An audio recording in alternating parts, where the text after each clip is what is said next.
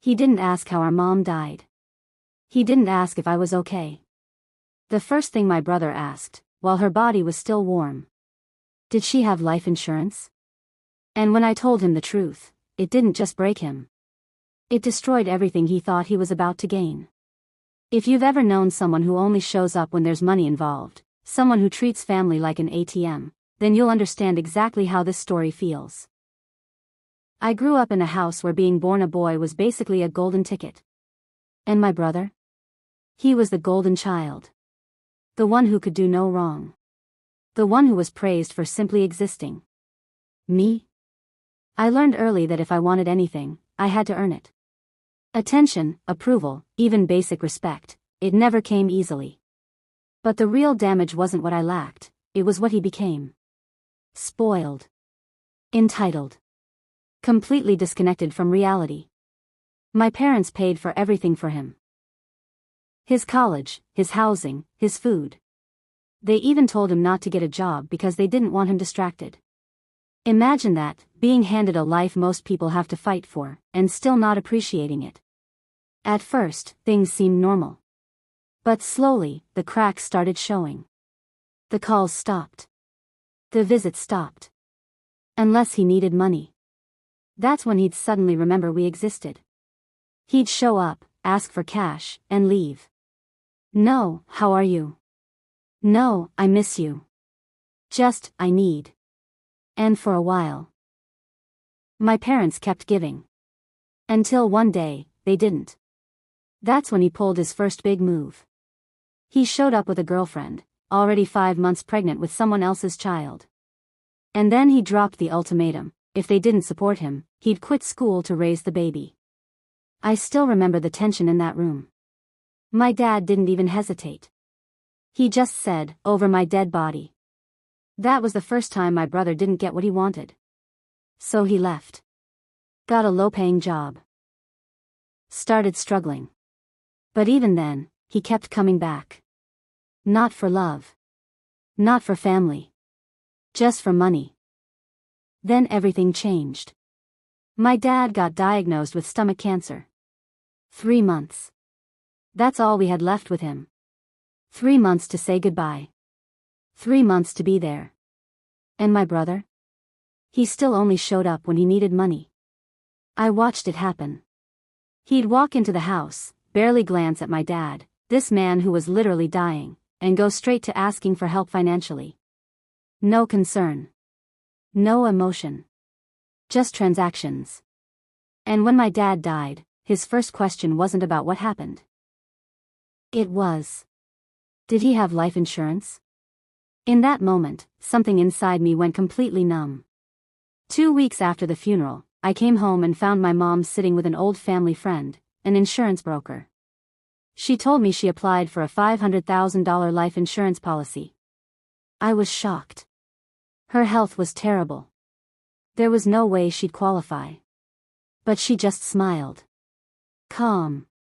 Almost, knowing. And then she said something I didn't understand at the time. Make sure your brother knows, but not yet.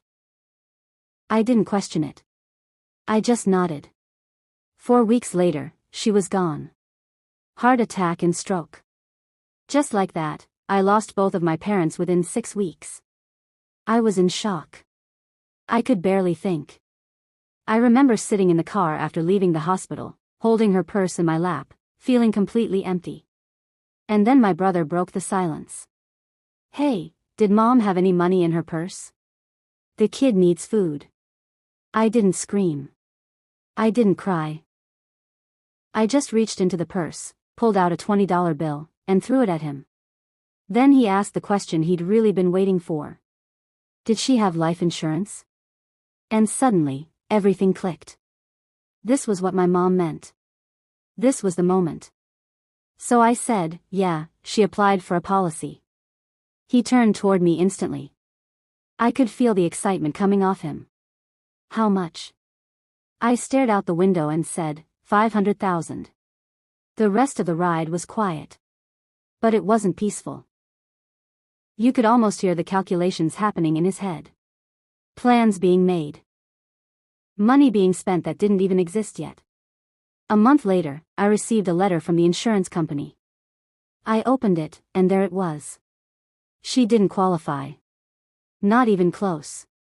I just sat there, staring at the paper, realizing what my mom had done. Then I picked up the phone and called him. "Hey, we got a letter about Mom's policy." His voice lit up instantly. "Oh yeah? When do we get the check?" I took a breath. She didn't qualify. There was a pause. Then confusion. What? It was rejected. And then he lost it. What about my kid? I can't pay rent. We need that money. It wasn't grief. It wasn't sadness. It was panic. Pure, selfish panic. Then his wife grabbed the phone, screaming, accusing me of stealing, of ruining their lives, of taking money that was theirs. I didn't argue. I didn't defend myself. Because at that point, I understood everything. My mom knew exactly what she was doing. She knew he'd hear about the policy. She knew he'd rely on it. She knew he'd build his future around money that wasn't guaranteed. And he did exactly that. He went into debt. Nearly $40,000. Spending money he didn't have, because he thought it was coming. And when reality hit, it crushed him. I'll never forget the change in his voice. The arrogance was gone. The entitlement disappeared. For the first time in his life, there was no one to save him. No parents. No safety net. No bailout. Just consequences. Do I feel bad? A little. Because in some way, my parents created the person he became. But at the same time, he chose who he continued to be. And eventually, life collects what you owe. He spent his whole life taking. And for once, he got nothing. Absolutely nothing.